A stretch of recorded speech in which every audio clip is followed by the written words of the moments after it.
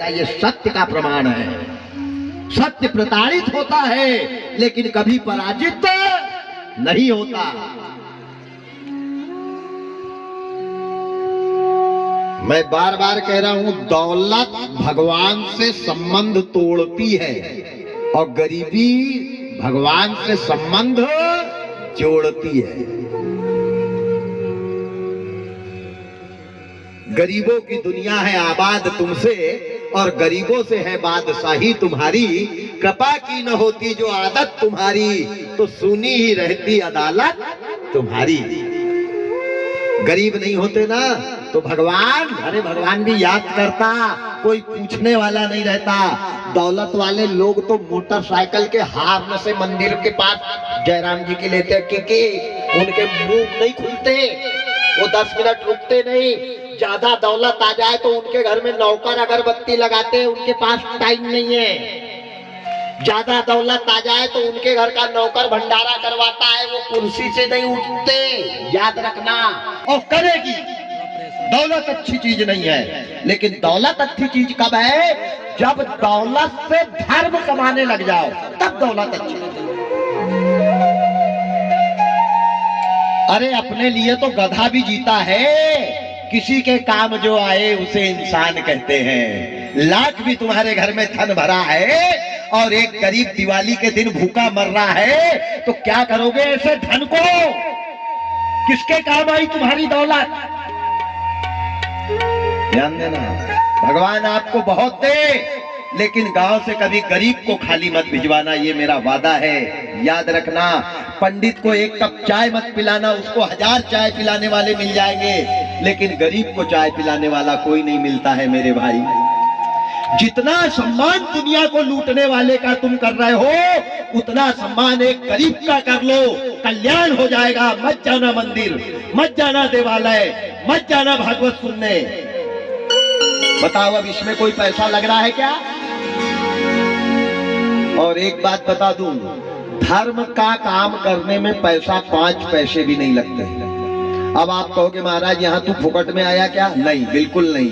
1 पेटी पूरी नपवा के लेके जाऊंगा, 1 पेटी पूरी। लेकिन ये पैसा भगवान को नहीं लग रहा है। ये पैसा किसको लग रहा है? जो 1 पेटी जा रही है, ये 7 लोग साथ में हैं, इनके भी बच्चे हैं, इनकी भी बीबी है, इनका भी परिवार है, इतना बड़ा साउंड लगा है, मेरी भी बीबी बच्चे हैं, तो इनको क्या खिलाऊंगा?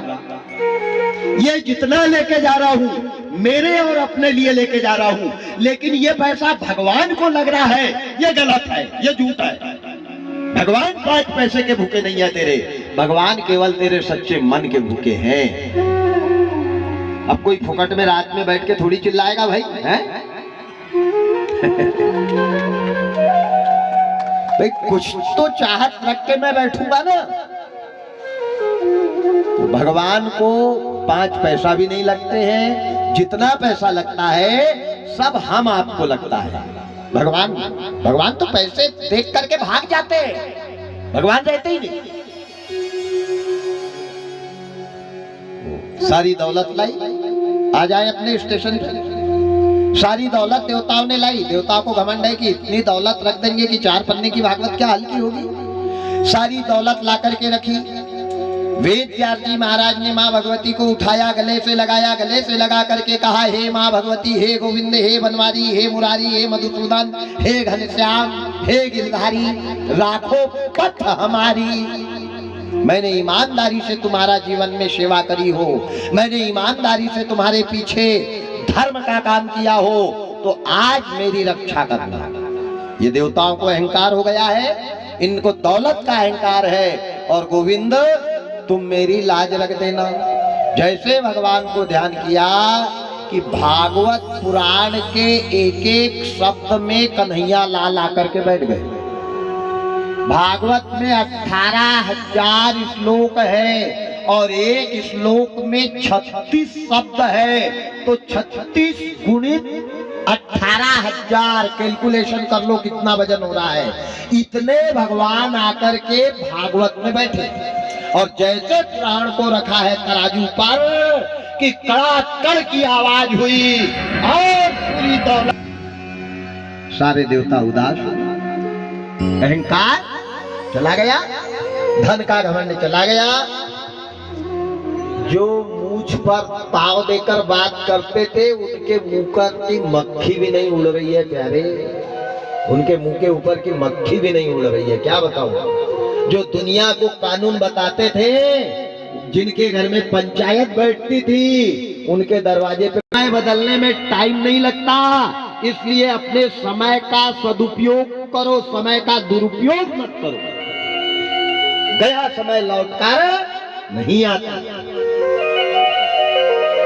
किस्मत वालों के घर में सुबह से 4 आदमी बैठने आते हैं, 4 कप चाय बन के पीते हैं। अरे गहरे नत्थु खैरे के यहाँ कुत्ते भी ढुक कर नहीं देखते, याद रखना।